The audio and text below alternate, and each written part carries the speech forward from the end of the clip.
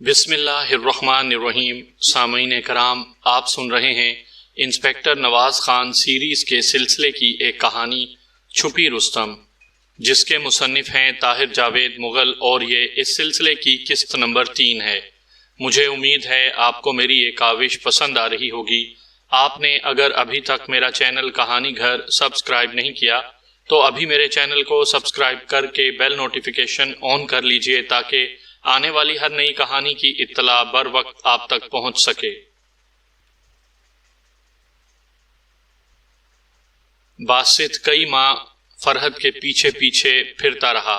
اس کا خیال تھا کہ فرحت کی بے رخی عارضی ہے اور وہ تا دیر اس کے تڑپنے کا تماشا نہیں دیکھ سکے گی، لیکن وقت گزرنے کے ساتھ ساتھ اس کا یہ خیال غلط ثابت ہوا۔ آخر مایوس ہو کر باسط نے بھی خاموشی اختیار کر لی۔ سہانے خواب ٹوٹنے لگے تو سہانے مستقبل کی جد و جہد بھی دم توڑنے لگی۔ باسط کا دل کام سے اچاٹ ہو گیا۔ وہ نشہ کرنے لگا اور برے دوستوں میں بیٹھنے لگا۔ وہ دکان جسے وہ اپنا خون دے کر سینچ رہا تھا بند ہو گئی اور دکان کی پونجی اللے تللوں میں صرف ہونے لگی۔ دھیرے دھیرے اس نے فرحت اور فرحت کی آرزو سے بالکل کنارہ کشی اختیار کر لی۔ فرحت ان حالات سے بے خبر نہیں تھی، لیکن وہ ایک مشرقی لڑکی تھی۔ اس کی قسمت میں اپنے آپ سے لڑنا تھا اور اپنے جسم کو اپنے ارمانوں کی آگ میں جلانا تھا۔ وہ اپنے کیے پر پچھتا رہی تھی اور اب اسے احساس ہو رہا تھا کہ اس نے باسط پر اور خود پر ضرورت سے زیادہ ظلم کیا ہے۔ محبت اس کی گلے کی پھانس بن چکی تھی، نہ آگے جاتی تھی نہ واپس آتی تھی۔ اسے اپنی محبت کی شدت کا احساس باسط سے بچھڑنے کے بعد ہوا تھا۔ وہ اس نتیجے پر پہنچی تھی کہ اس نے باسط سے بے رخی اختیار نہیں کی، اپنی زندگی سے منہ موڑا ہے۔ وہ تو اس کے بغیر زندہ ہی نہیں رہ سکتی تھی۔ اب وہ اسے منانا چاہتی تھی، اس سے اپنی خطا کی معافی مانگنا چاہتی تھی اور اس کے پاؤں اپنے اشکوں سے دھونا چاہتی تھی، لیکن محبت کا وہ ناراض دیوتا اس سے دور تھا۔ نہ فرحت کی آواز اس تک پہنچ سکتی تھی اور نہ وہ خود اس کے پاس جا سکتی تھی، اور یوں چندی گڑھ کالج کی سب سے ہونہار اور ذہین طالبہ جو نصابی اور غیر نصابی سرگرمیوں میں ان گنت انعامات جیت چکی تھی، اپنی آرزو کے ہاتھوں شکست کھا کر بے بسی کی تصویر بنی میرے سامنے بیٹھی تھی۔ میری نگاہیں اس پرس پر مرکوز تھیں جو تھوڑی دیر پہلے فرحت نے مجھے دیا تھا اور جس میں کم و بیش 1000 روپے کے نوٹ تھے۔ میں نے کہا، کیا اب بھی نہیں بتاؤ گی کہ اس رقم کا انتظام تم نے کیسے کیا؟ اس نے حسب عادت گردن یوں جھکائی کہ ریشمی بالوں نے پھسل کر چہرے پر گھونگھٹ سا بنا دیا۔ اب مجھے اس کی صرف چھوٹی سی ناک نظر آ رہی تھی جو اس نے رو رو کر سرخ کی ہوئی تھی۔ نمناک آواز میں بولی، کیا آپ یہ سمجھ رہے ہیں کہ میں نے کہیں چوری کی ہے؟ میں نے کہا، میں ایسی بات دماغ میں بھی نہیں لا سکتا، لیکن یہ بات میرے لیے حیران کن ہے کہ تم نے اتنی بڑی رقم کہاں سے حاصل کی ہے؟ وہ بولی، لیکن آپ نے شک تو کیا ہے۔ میں نے جواب دیا، تم اسے تجسس کہہ سکتی ہو، ایسا سوال تو تمہارا کوئی بھی بڑا تم سے پوچھ سکتا ہے۔ وہ چند لمحے خاموش رہ کر بولی، میرے پاس سونے کے 2 میڈل تھے، اس کے علاوہ 2-3 میڈل چاندی کے تھے، میں نے وہ بیچ ڈالے ہیں۔ میں حیران رہ گیا۔ کسی نے سچ کہا ہے، محبت ایک میٹھا عذاب ہے، پیار کرنے والے کو دوسرے تمام لوگوں سے مختلف کر دیتا ہے اور اس سے ایسے ایسے کام کرواتا ہے جو کبھی عجیب و غریب ہوتے ہیں اور کبھی بے حد خوبصورت۔ پولیس سے اپنے محبوب کی جان چھڑانے کے لیے اپنے میڈل بیچ دینا اور رقم پرس میں ڈال کر دلیری سے تھانے پہنچ جانا عجیب و غریب اور خوبصورت نہیں تھا تو اور کیا تھا؟ میں نے سونے چاندی کا وزن اور رقم کا حساب کتاب پوچھا تو مجھے یہ جان کر مزید حیرانی ہوئی کہ خریدنے والے نے فرحت کو قیمت سے کوئی 300 روپیہ کم دیا تھا۔ فرحت بھی یہ بات جانتی تھی، لیکن اسے رقم کی اشد ضرورت تھی، اس لیے اس نے صراف کی بددیانتی کو بھی برداشت کر لیا تھا۔ میں نے فرحت سے صراف کا پتہ پوچھ کر نوٹ کر لیا اور بعد میں اسے آڑے ہاتھوں لیا۔ میں نے اس 2 گھنٹے کی میٹنگ میں فرحت سے باجی جان کے متعلق جو سوالات پوچھے، ان سے پتا چلا کہ وہ باجی جان کی بہت عزت کرتی ہے اور اسے اپنا سچا ہمدرد اور خیر خواہ سمجھتی ہے۔ فرحت کا خیال تھا کہ باجی جان نہ ہوتی تو وہ اس 4 دیواری میں گھٹ گھٹ کر مر جاتی۔ وہ ہر طرح اس کی دل جوئی کرتی ہے، باسط کے بارے اسے سب کچھ پتا ہے اور وہ اس کوشش میں لگی رہتی ہے کہ کسی طرح ماسٹر علی احمد باسط کے بارے میں اپنا فیصلہ بدل دیں۔ فرحت نے کہا، حالانکہ میں انہیں خالہ جان کہتی ہوں لیکن وہ میری ہمراہ سہیلی بھی ہیں۔ 3-4 ہفتے پہلے باسط اپنے گھر سے بالکل غائب ہو گیا تھا۔ میری خاطر خالہ نے جان جوخم میں ڈال کر اسے ڈھونڈا اور سمجھا بجھا کر گھر واپس لائیں۔ وہ اس کا علاج وغیرہ بھی کرا رہی ہیں تاکہ نشہ چھوٹ جائے۔ باجی جان کے کردار کا دوسرا رخ اب واضح طور پر میرے سامنے آ رہا تھا۔ فرحت اس عورت کو اپنا ہمدرد خیال کر رہی تھی اور یہ سمجھتی تھی کہ وہ اسے اور باسط کو ملانے کی کوشش کر رہی ہے، جبکہ وہ ان دونوں کی جڑیں کاٹ رہی تھی۔ اس نے بڑی عیاری سے باسط کو ڈرایا دھمکایا تھا اور اب اسے بیرون ملک بھجوا رہی تھی۔ عین ممکن تھا کہ باسط کی بد عادتوں میں بھی باجی جان کا عمل دخل ہو۔ وہ ظاہراً ان دونوں کی ہمدرد تھی لیکن اصل میں ان کے درمیانی فاصلے بڑھا رہی تھی۔ فرحت نے اس کے ذریعے باسط کو جو پیغامات پہنچائے تھے، معلوم نہیں وہ کس شکل میں باسط تک پہنچے ہوں گے، اور باسط نے جو کچھ کہا ہوگا وہ بھی فرحت کے کانوں تک پہنچتے پہنچتے پتہ نہیں کیا شکل اختیار کر گیا ہوگا۔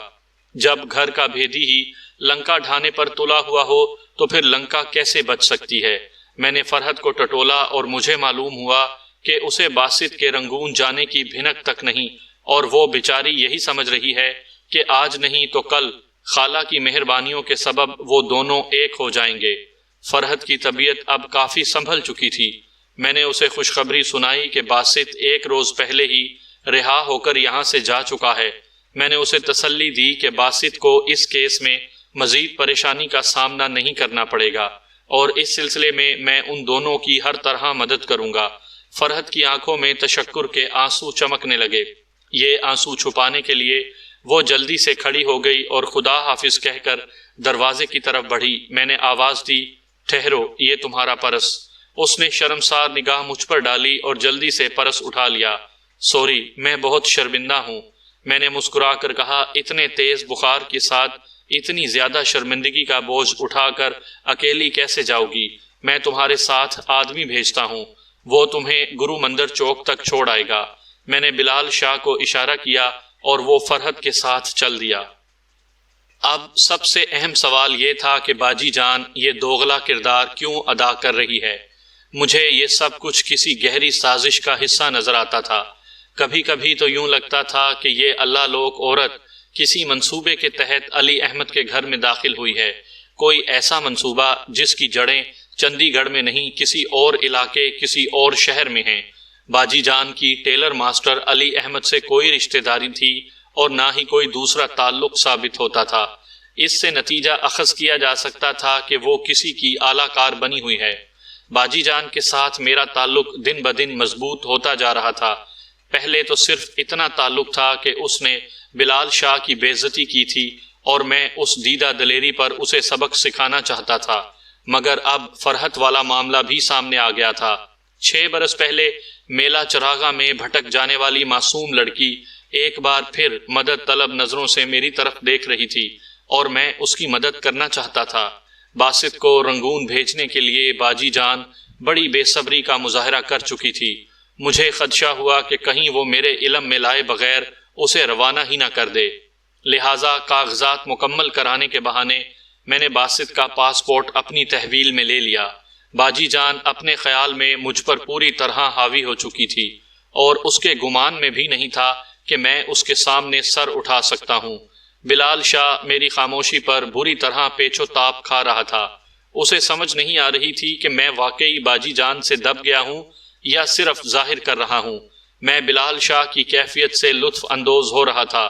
میں جانتا تھا جب بلال شاہ بے سکون ہو اس کے کام کرنے کی صلاحیت بڑھ جاتی ہے، اور جب وہ مطمئن ہو اسے دودھ جلیبی کھانے، ادرڑکا پینے اور سونے کے علاوہ کوئی کام نہیں ہوتا تھا۔ دوسرے تیسرے روز کی بات ہے، میں تھانے میں بیٹھا تھا کہ ایک نوجوان نائب تحصیلدار پربت سنگھ ہانپتا کانپتا میرے پاس پہنچا۔ سلام دعا کے بعد کرسی گھسیٹ کر بیٹھ گیا۔ خان صاحب، آپ کے علاقے میں کوئی ٹیلر ماسٹر بھی رہتا ہے؟ اس نے چھوٹتے ہی پوچھا۔ ٹیلر ماسٹر کے ذکر پر میں چونک گیا۔ میں نے کہا، کئی ٹیلر ماسٹر ہوں گے، تم کس کا پوچھ رہے ہو؟ بولا وہ بڑا مشہور درزی ہے جی، انگریز افسر بھی اس سے کپڑے سلواتے ہیں، یہیں کہیں گرو مندر کے نزدیک رہتا ہے۔ میں سمجھ گیا کہ یہ علی احمد کی بات ہو رہی ہے۔ انجان بن کر میں نے پوچھا لیکن معاملہ ہے کیا؟ وہ بولا تھوڑی دیر پہلے ایسی صاحب کا فون آیا ہے، انہوں نے بتایا ہے کہ ایک وزیر صاحب چندی گڑھ آئے ہوئے ہیں، شام 4 بجے وہ گرو مندر چوک میں اس درزی کے پاس جائیں گے، کچھ شیروانیاں سلوانی ہیں انہوں نے۔ ایسی صاحب نے کہا ہے کہ گرو مندر چوک میں کانسٹیبل موجود ہونے چاہیے اور درزی والی گلی میں صفائی ستھرائی میں کوئی کسر نہیں رہنی چاہیے۔ اس کے علاوہ درزی کو بھی پہلے سے باخبر کر دیا جائے تاکہ وہ وزیر صاحب کے استقبال کے لیے تیار ہو۔ یہ اطلاعات مجھے سوچنے کی دعوت دے رہی تھیں۔ میں نے نائب تحصیلدار سے پوچھا کیا نام ہے وزیر صاحب کا؟ پربودھ کمار، نائب تحصیلدار نے بتایا۔ ان کے ساتھ 2 سیکٹری بھی ہیں۔ میرے خدشات درست ثابت ہو رہے تھے۔ یہ وہی وزیر نامدار تھے جو اس سے پہلے باجی جان کی فی الفور رہائی کے لیے ٹیلی فون فرما چکے تھے۔ اب دال میں کالا ثابت ہو رہا تھا، لیکن یہ کالا اصل میں کیا تھا فی الحال کچھ نہیں کہا جا سکتا تھا۔ نائب تحصیلدار پربت سنگھ نے گھڑی دیکھتے ہوئے کہا نواز صاحب ہمیں ذرا تیزی دکھانی ہوگی، 12:30 ہو گئے ہیں، 3.5 گھنٹے میں ہمیں ساری تیاری کرنی ہے، درزی کا گھر ڈھونڈنے میں بھی کچھ وقت لگے گا۔ میں نے کہا گھر تو ڈھونڈا ہی ہوا ہے، اس کا نام علی احمد ہے، مکمل ایڈریس بھی میرے پاس موجود ہے۔ پربت سنگھ کی پریشانی ذرا کم ہوئی۔ قریباً 10 منٹ بعد ہم دونوں موٹر سائیکل پر سوار گرو مندر چوک کی طرف جا رہے تھے۔ گرو مندر میں کافی رش تھا۔ اس رش سے نکل کر ہم علی احمد والی گلی میں پہنچے۔ باجوہ نے بتایا تھا کہ علی احمد کی طبیعت ناساز رہتی ہے، لہٰذا وہ اپنے گھر کی بیٹھک میں ہی کام کرتے ہیں۔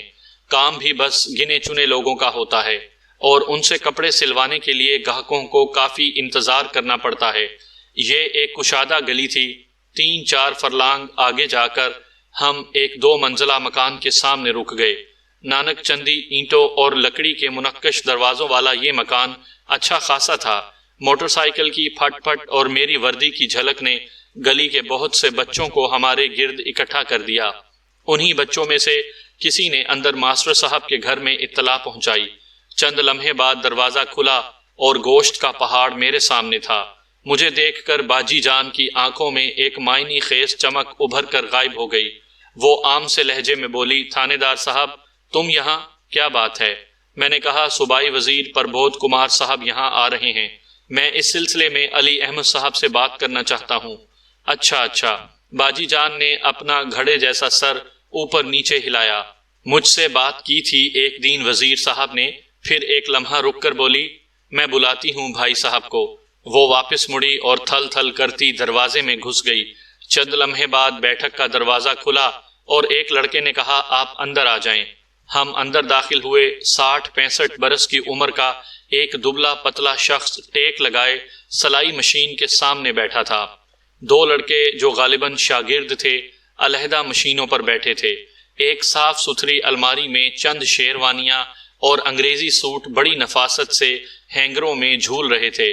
میں فوراً علی احمد کو پہچان گیا۔ اس کے بال دودیا سفید تھے اور چہرے سے وقار ٹپکتا تھا۔ علی احمد نے اٹھ کر ہم سے ہاتھ ملایا اور کرسیاں پیش کیں۔ ہم نے جلدی ماسٹر علی احمد کو اپنی آمد کا مقصد بتایا۔ وزیر کے آنے کا سن کر علی احمد نے کوئی خاص رد عمل ظاہر نہیں کیا۔ اپنی دھیمی اور معتبر آواز میں کہنے لگے ٹھیک ہے 4 بجے تک میں گھر پر ہی ہوتا ہوں، لیکن آپ وزیر صاحب کو بتا دیں کہ میں ان کے حکم کی تعمیل جلد نہیں کر سکوں گا، بہت کام پڑا ہوا ہے، بہت جلدی بھی کروں گا تو 3-4 ہفتے تو لگ ہی جائیں گے۔ کتنی شیروانیاں سلوانی ہیں انہوں نے؟ میں نے کہا یہ تو وزیر صاحب خود ہی بتا سکتے ہیں، بہرحال ہم 4-4:30 بجے تک حاضر ہو جائیں گے۔ علی احمد سے بات کرنے کے بعد ہم کارپوریشن کے مقامی دفتر میں پہنچے۔ متعلقہ آدمی کو ہدایت دی کہ وہ ایشور کالونی کی گلی نمبر 10 میں خاک روب بھیج دے۔ 3 بجے تک صفائی وغیرہ کر کے وہاں چھڑکاؤ کر دیا جائے۔ اس کے بعد نائب تحصیلدار کی گزارش پر میں نے ہیڈ کوارٹر کا رخ کیا۔ وہاں سے 2 ٹریفک کانسٹیبلوں کو گرو مندر چوک میں پہنچنے کے آرڈر کروائے۔ بعد ازاں ہم تھانے واپس آ گئے۔ کوئی سرکاری عہدیدار جب کسی علاقے میں پہنچتا ہے تو وہاں کے مقامی اہلکاروں کو بہت سی تیاریاں کرنا پڑتی ہیں۔ ان میں سے کچھ تیاریاں قانونی ہوتی ہیں اور کچھ غیر قانونی۔ یہ تو شہری علاقہ تھا، ذرا سی بات کا بتنگڑ بن سکتا تھا، لہٰذا دورے پر آنے والے سرکاری عہدیدار بھی ہوشیار رہتے تھے۔ لیکن دور دراز دیہی علاقوں میں جہاں کوئی پوچھنے والا نہیں ہوتا، وہاں بعض رنگین طبع عہدیداروں کا استقبال کسی بادشاہ کی طرح کیا جاتا ہے۔ نہ صرف ان کے کھانے پینے اور رہنے کا انتظام شاہانہ ہوتا ہے، بلکہ دل لگی کے اور بھی بہت سے سامان ہوتے ہیں۔ شہر سے اعلیٰ نسل کی طوائفوں کو مجرے کے لیے بلانا اور مقامی آبادی سے ایک دو خوش رو لڑکیوں کا انتظام کر کے انہیں رات کے اندھیرے میں ریسٹ ہاؤس یا بنگلے تک چھوڑ آنا ان دنوں عام معمول تھا۔ حیرت کی بات تھی کہ شرابی افسروں کے قبضے میں رات بھر رہنے والی یہ لڑکیاں اپنے وارثوں کو پھر قابل قبول ہو جاتی تھیں۔ فرما بردار رعایا کی طرح یہ لوگ تسلیم کر لیتے تھے کہ حکمرانوں کو ان کی عزتیں پامال کرنے کا پیدائشی حق حاصل ہوتا ہے۔ جیپ کا انتظام کر لیا گیا تھا۔ پورے 3 بجے اپنے عملے کے ساتھ میں اس دو راہے پر پہنچ گیا جہاں سے وزیر صاحب کو میرے تھانے کی حدود میں داخل ہونا تھا۔ ہمیں زیادہ انتظار نہیں کرنا پڑا۔ قریباً 3:45 بجے موٹر سائیکلوں والے سارجنٹ دکھائی دیے اور ان کے پیچھے جھنڈا اڑاتی وزیر کی لمبی گاڑی نظر آئی۔ اس گاڑی کے پیچھے بھی ایک کار تھی۔ نمبر پلیٹ سے اندازہ ہوا کہ یہ سیکیورٹی والے ہیں۔ وزیر صاحب پاس سے گزرے تو ہم بھی اپنی جیپ پر سوار پیچھے ہو لیے۔ مختلف سڑکوں سے گزرنے کے بعد یہ مختصر قافلہ گرو مندر چوک میں پہنچا اور وہاں سے ماسٹر علی احمد والی سڑک پر مڑ گیا۔ نیم پختہ سڑک پر 3-4 منٹ ہچکولے کھانے کے بعد علی احمد کے 2 منزلہ مکان کے سامنے رکیں۔ ارد گرد کے لوگ جمع ہو کر دیکھنے لگے۔ حالانکہ وزیر صاحب نجی دورے پر تھے، لیکن مقامی بی ڈی ممبر، پٹواری اور دوسرے سرکردہ لوگوں کو خبر ہو چکی تھی اور وہ استقبال کے لیے موجود تھے۔ وزیر صاحب کلف لگے سفید کرتے پاجامے میں ملبوس نہرو کیپ پہنے گاڑی سے برآمد ہوئے۔ ماسٹر علی احمد نے آگے بڑھ کر ان سے ہاتھ ملایا اور چند باتیں کیں۔ اس کے بعد دوسرے لوگوں نے مصافحے کا شرف حاصل کیا اور علی احمد کے ساتھ بیٹھک میں آ بیٹھے۔ وزیر پربودھ کمار کی عمر قریباً 40 برس تھی۔ چہرہ سرخ و سفید اور آنکھوں کے نیچے ابھار تھے جن سے اندازہ ہوتا تھا کہ اپنے جیسے عام لوگوں کی طرح وہ نشے کا رسیا ہے۔ اس کی صورت دیکھتے ہی میرے ذہن میں خطرے کی گھنٹیاں زور و شور سے بجنے لگیں اور میرے اندر سے کسی نے پکار کر کہا، نواز خان، ماسٹر علی احمد کی عزت خطرے میں ہے۔ وزیر پربودھ کمار قریباً نصف گھنٹہ علی احمد کی بیٹھک میں رہا۔ اس دوران اس نے اپنا ناپ وغیرہ دیا، ہلکی پھلکی گفتگو کی اور شربت بھی پیا۔ ان تمام باتوں کی تفصیل زیادہ اہم نہیں۔ جو اہم بات ہوئی وہ یہ تھی کہ وزیر صاحب سے علی احمد کے اہل خانہ کا تعارف بھی کرایا گیا۔ اہل خانہ میں صرف ایک بیٹی ہی تھی، یعنی فرحت۔ فرحت کا تعارف کرانے والی خود باجی جان تھی۔ پہلے وہ اکیلی اندر آئی۔ اس نے حسب معمول خستہ حال لباس پہن رکھا تھا، چہرے پر درویشانہ لاپرواہی طاری تھی۔ وزیر موصوف نے باقاعدہ اٹھ کر اسے نمستے کیا اور حال احوال پوچھا۔ ان دونوں کی باتوں سے ظاہر ہوتا تھا کہ وہ ایک دوسرے کو پہلے سے جانتے ہیں اور وزیر صاحب درویشانہ صفتوں کی وجہ سے باجی جان کا احترام کرتے ہیں۔ مختصر گفتگو کے بعد باجی جان نے کہا، پربودھ جی، میں آپ کو ماسٹر صاحب کی بیٹی سے ملواتی ہوں، ماشاءاللہ بڑی ذہین بچی ہے۔ پھر وہ جلدی سے باہر گئی اور تھوڑی دیر بعد فرحت کو اپنے ساتھ اندر لے آئی۔ زرد شلوار قمیض میں ملبوس، سفید چادر اوڑے ہوئے فرحت خوبصورتی اور وقار کا مجسمہ لگتی تھی۔ اندر آ کر وہ ذرا جھجکی، پھر لمبی پلکیں اٹھا کر وزیر موصوف کو دیکھا اور سر جھکا کر سلام کیا، تب پاس ہی ایک کرسی پر بیٹھ گئی۔ میں نے دیکھا فرحت پر نگاہ پڑتے ہی وزیر کا چہرہ کسی اندرونی جذبے سے تمتما اٹھا، جیسے کئی دن کے بھوکے نے کوئی نہایت لذیذ ڈش سامنے دیکھ لی ہو۔ اس کی باتیں کھل گئیں۔ اپنے لہجے میں دنیا جہان کی خوش اخلاقی سمیٹ کر بولا، آپ کی تو بہت تعریف سنی ہے میں نے۔ باجی جان کہتی ہے کہ آپ نے ڈویژنل سطح کے تقریری مقابلوں میں ٹاپ کیا تھا۔ جی، فرحت نے مختصر جواب دیا۔ کون سا کالج ہے آپ کا؟ پربودھ کمار نے بات بڑھانے کی غرض سے پوچھا۔ فرحت نے اپنے کالج کا نام بتایا۔ پربودھ کمار کالج کے بارے میں دیگر تفصیلات پوچھنے لگا۔ اس نے بغیر کسی درخواست کے فرحت سے وعدہ کر لیا کہ وہ اپنی بے پناہ مصروفیت سے وقت نکال کر کسی روز ان کے کالج آئے گا۔ پربودھ کمار کی لچھے دار باتیں سن کر مجھے لگا جیسے کوئی آدم خور پودا کسی چھوٹے سے کیڑے کو شکار کرنے کے لیے اسے اپنے لیس دار لعاب میں جکڑ رہا ہے۔ پتہ نہیں وہاں موجود دوسرے لوگوں کو ایسا محسوس ہو رہا تھا یا نہیں، لیکن مجھے ضرور یقین ہو گیا تھا کہ اس وزیر کی آنکھ میں سور کا بال ہے، اور وہ ماسٹر احمد علی کی جوان بیٹی کو اس کی خوبصورتی کے لیے کبھی معاف نہیں کرے گا۔ اب باجی جان کا پر اسرار منصوبہ میرے لیے ڈھکا چھپا نہیں تھا۔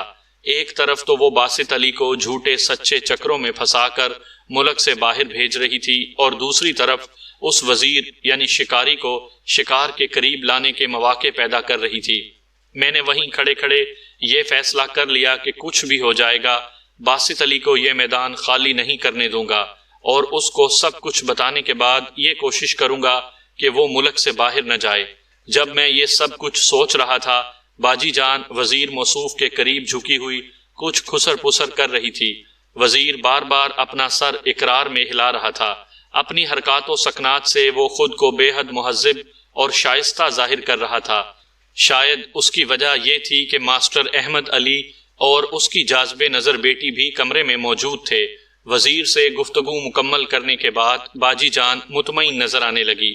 تھوڑی دیر بعد جب وزیر صاحب اس سڑک اور گلی کی تعمیر کے لیے 4000 روپے کے خصوصی عطیے کا اعلان کرنے کے بعد واپس جا رہے تھے، تب باجی جان تیزی سے میرے پاس آئی اور سرگوشی کے انداز میں بولی، تھانے دار جی، میں نے وزیر صاحب سے بات کر لی ہے، تم وہ لڑکے والا پاسپورٹ مجھے دے دو، وزیر صاحب اس کا انتظام کر دیں گے۔ میں نے بہانہ بنایا، لیکن وہ تو میں نے ویزے کے لیے ایک آدمی کو دے رکھا ہے۔ وہ گردن سے پسینہ پہنچتی ہوئی بولی، تو واپس لو نا اس سے، مجھے کل تک پاسپورٹ چاہیے یا پھر ویزا لگوا دو، یہ دیر کرنے والا کام نہیں ہے۔ اس کے لہجے میں تحکم تھا۔ میں نے دھیمے لہجے میں کہا، اچھا پھر کرتا ہوں کچھ نہ کچھ۔ وزیر اور اس کے ساتھی اپنی گاڑیوں میں بیٹھ رہے تھے۔ اچانک میری نظر بلال شاہ پر پڑی۔ وہ موقع سے کچھ ہٹ کر ایک گلی کے موڑ پر کھڑا تھا۔ اس کے ہاتھ میں سائیکل تھی اور اندازہ ہوتا تھا کہ وہ اس سائیکل کو بے حد تیزی سے بھگاتا یہاں تک پہنچا ہے۔ جو ہی میری نگاہ بلال شاہ سے ملی، اس نے سر کے اشارے سے مجھے اپنی جانب بلایا۔ میں جیپ کی طرف جاتے جاتے رک گیا اور رخ پھیر کر بلال شاہ کی طرف بڑھا۔ کسی نے خاص طور پر میری طرف توجہ نہیں دی۔ میں تنگ سی گلی میں پہنچا تو بلال شاہ سائیکل کو دیوار کے سہارے کھڑا کر چکا تھا۔ اس کے چہرے پر وہی تاثرات تھے جو کسی سنسنی خیز خبر کے مواقع پر نظر آیا کرتے تھے۔ میں چونک گیا۔ کیا بات ہے؟ میں نے پوچھا۔ اس کے ساتھ ہی میری نظر بلال شاہ کے ہاتھ پر پڑی۔ اس کی آستین پر خون کے دھبے نظر آ رہے تھے۔ وہ جی باسط علی، بلال شاہ ہکلایا۔ کیا ہوا اسے؟ میں نے تیزی سے پوچھا۔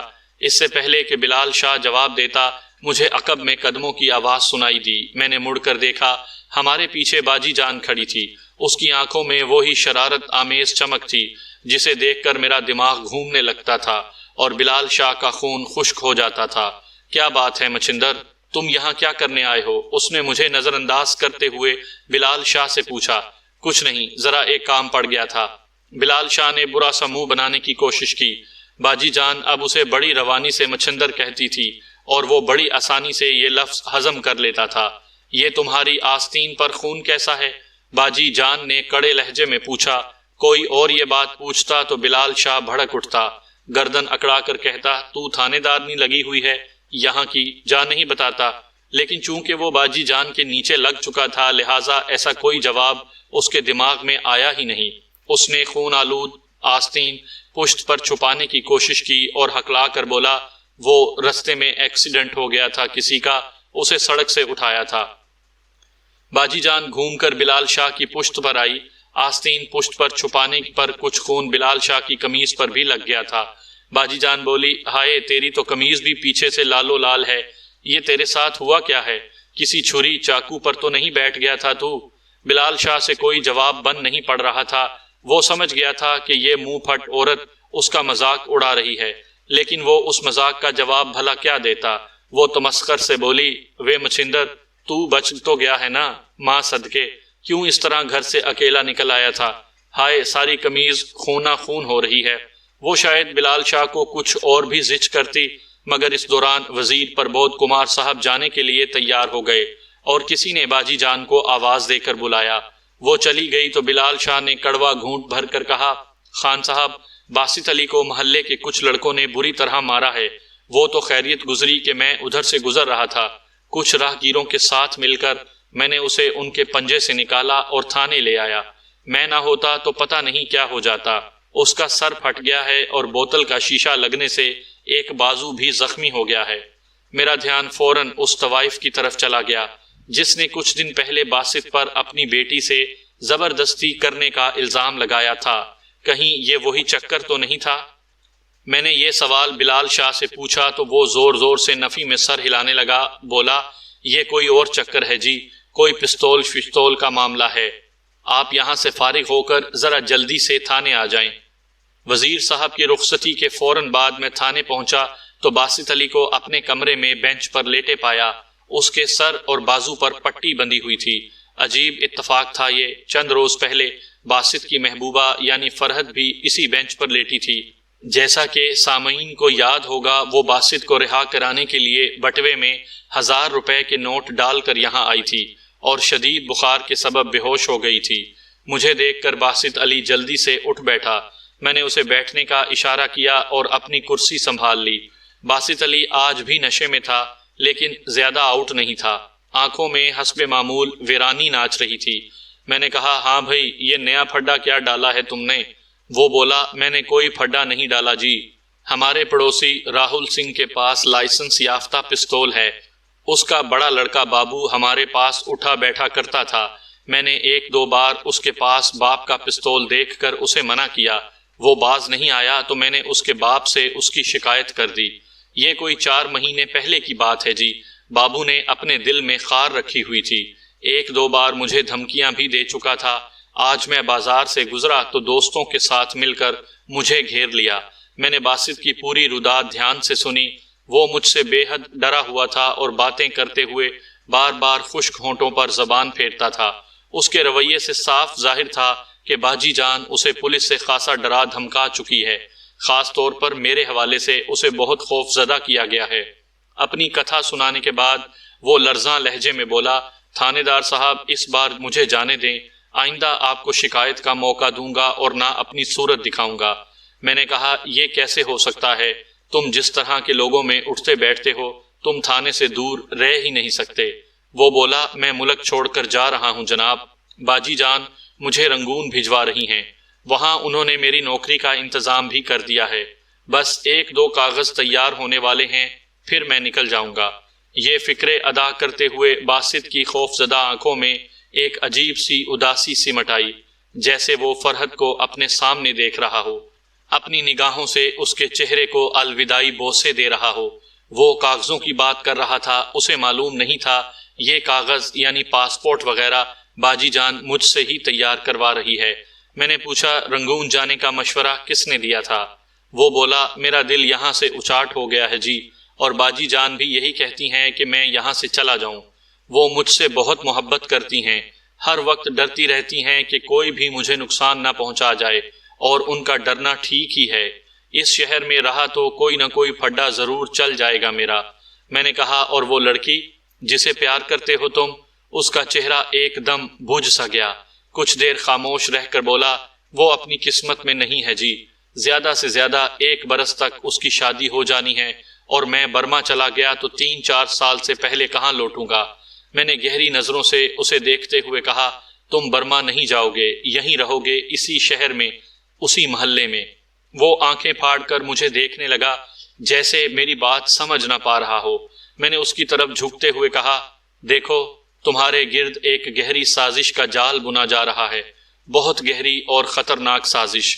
تمہیں مجھ سے یا پولیس سے ڈرنے کی قطعاً کوئی ضرورت نہیں، میں تمہارا ہمدرد ہوں اور تمہارے ساتھ ہوں۔ اس کرن والے کیس میں بھی تم پر کوئی پکڑ نہیں ہوگی۔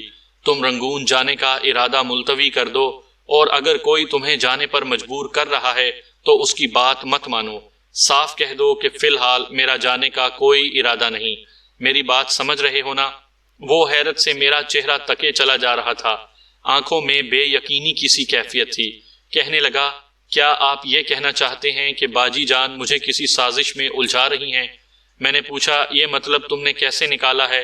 وہ بولا باجی جان مجھے یہ بتا رہی ہیں کہ آپ ہر صورت مجھے گرفتار کرنا چاہتے ہیں، اور اس طوائف والے معاملے میں مجھے کچھ نہیں تو 7-8 سال قید ضرور ہو جائے گی، جبکہ آپ فرما رہے ہیں کہ ایسی کوئی بات ہی نہیں ہے۔ میں نے کہا تم جو نتیجہ نکالنا چاہو نکال سکتے ہو، لیکن فی الحال میں تمہارے سوال کا جواب نہیں دے سکتا۔ اس سازش میں باجی جان کا کردار ہے یا نہیں، اور اگر ہے تو کیا؟ اس کا پتہ وقت آنے پر چل جائے گا۔ سرے دست تم باجی جان سے اپنا رویہ بالکل نارمل رکھو، صرف اس بات پر اڑ جاؤ کہ تم رنگون نہیں جاؤ گے۔